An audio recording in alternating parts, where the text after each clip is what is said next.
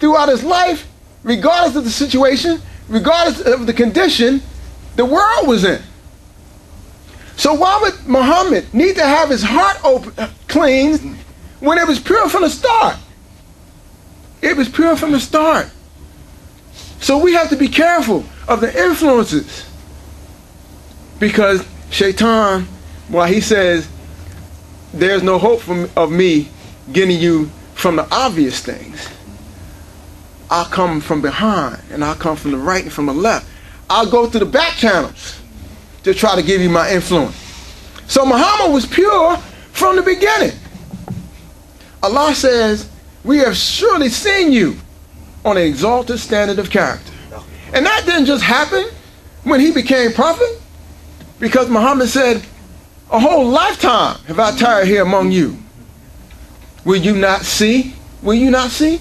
So the clear evidence is that this man was going to bring evidence, was going to have this communication. Was going to have this communication from God. And then it says, Allah says, فِيهَا كُتُبٌ قَيِّمَةٌ,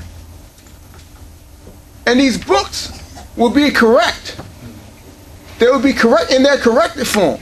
Now, when Muhammad came, there was no book. The book came after. And it came because those who had memorized the Quran by heart were dying. And it was feared that if they died, they all died, there would be no record of what was revealed. So the caliphs, the rulers that came after Muhammad, commissioned that this book be collected. And that now we have it. But before that, there was no book. So where was the book?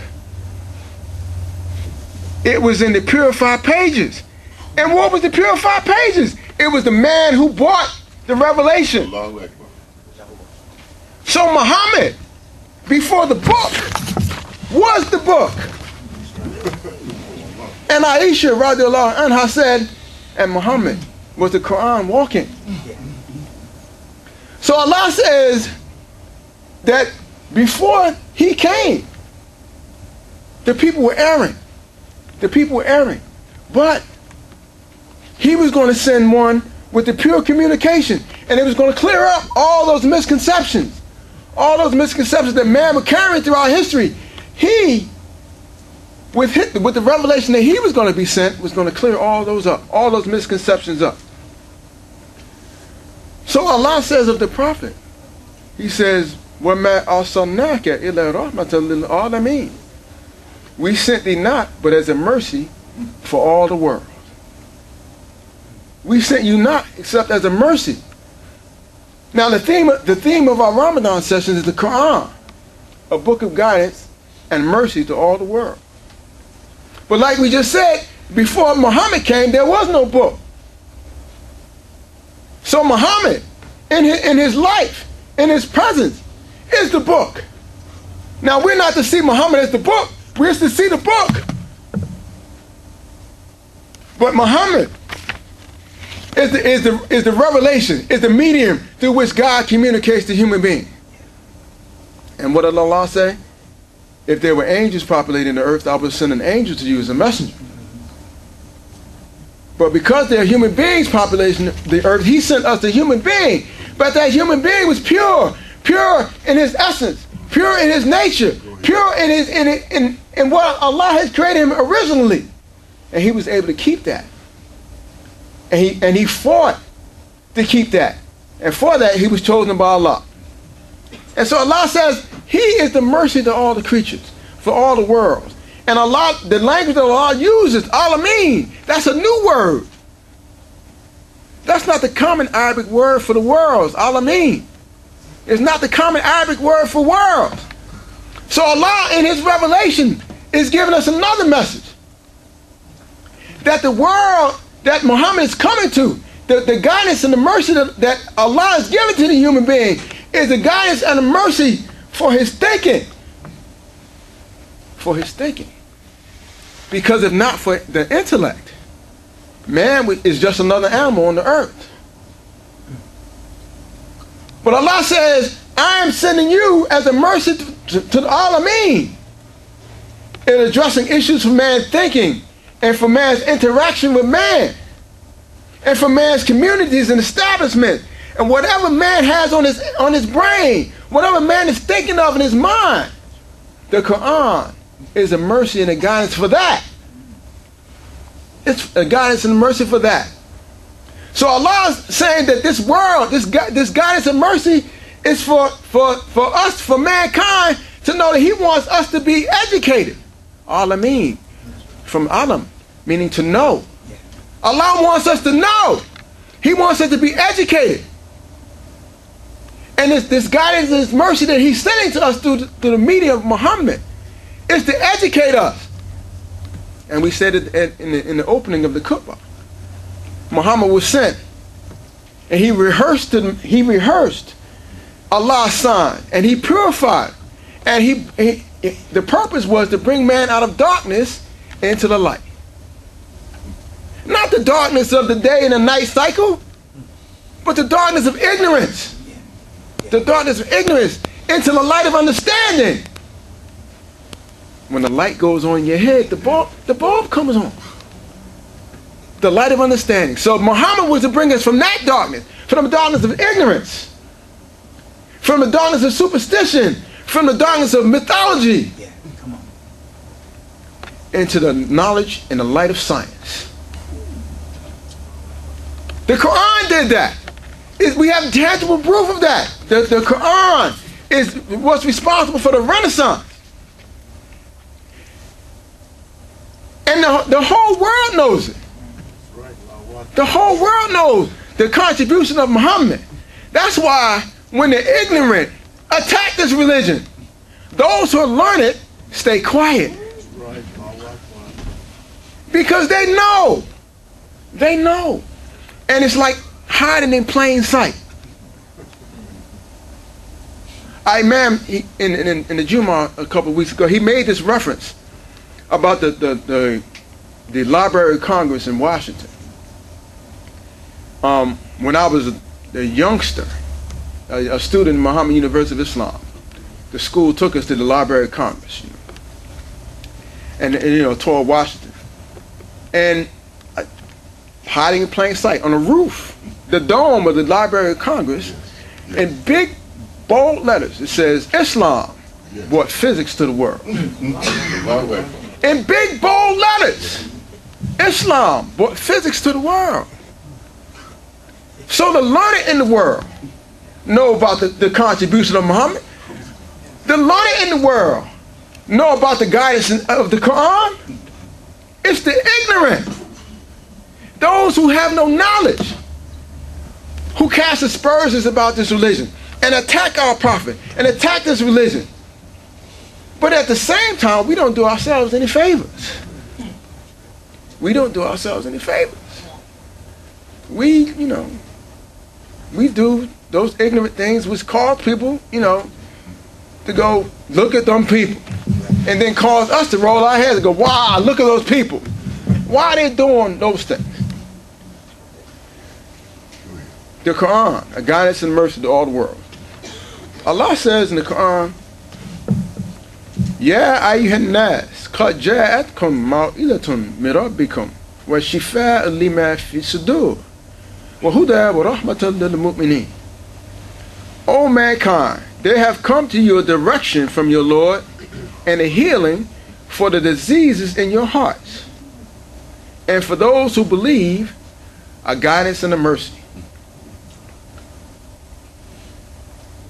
Imam W. Muhammad told us, and one of the great things that he told us, he says, learn the Quran in its original language so you can see the essence of the Quran as it was revealed to Prophet Muhammad. Why was the Quran so powerful that when the Meccans heard it, it shook them to their foundation? It shook them. Why is it that just by hearing the Quran, Omar, may Allah be pleased with him, just from hearing the Quran, declared his shahada right there on the spot. What was it about the Quran that moved people so? Because Allah chose the Arabic language because of its preciseness and the different flavors that you get from the words. We say that Allah, when Allah puts it in the Quran, He put it there for a purpose. So Allah says, "O mankind, there has come to you a direction from you, Lord." And the word mau'izatun is translated as direction.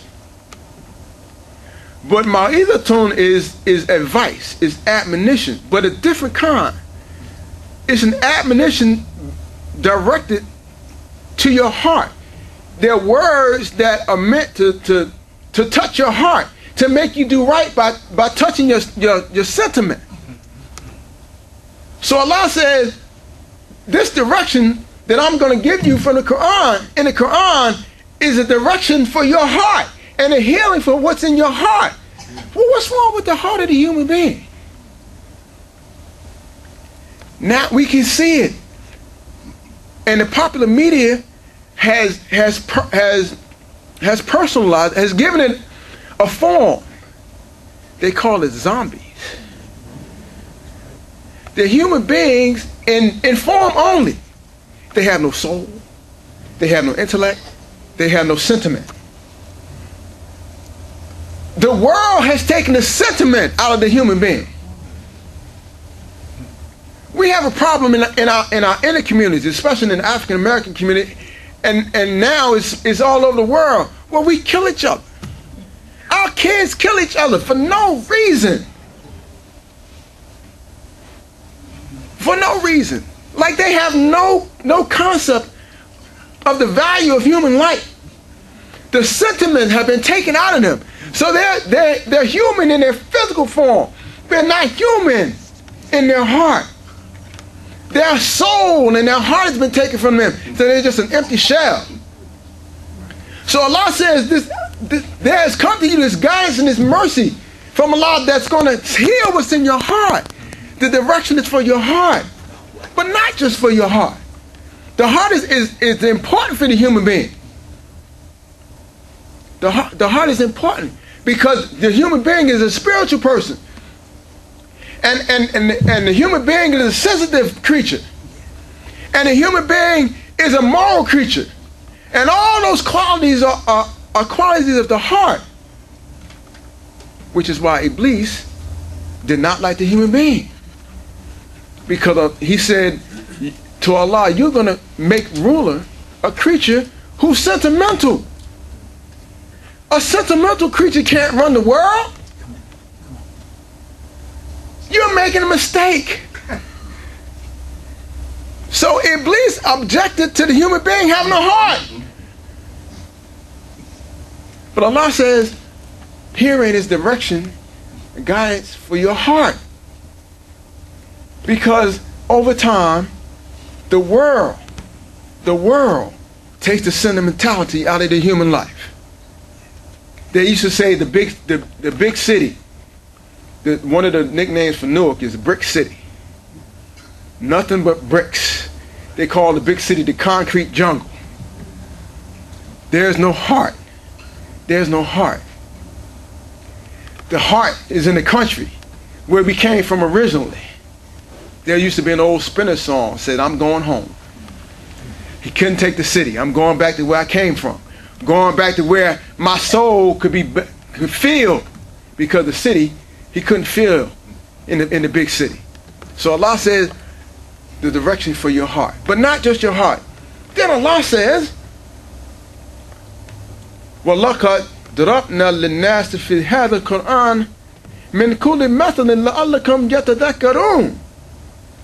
We have put forth in this Quran every kind of parable, every kind of example, in order that you may receive admonition. And admonition, yatadakkarun, is a different kind of advice. It's not an advice for your heart. It's an advice for your intellect. So Allah is addressing both sides of the human being.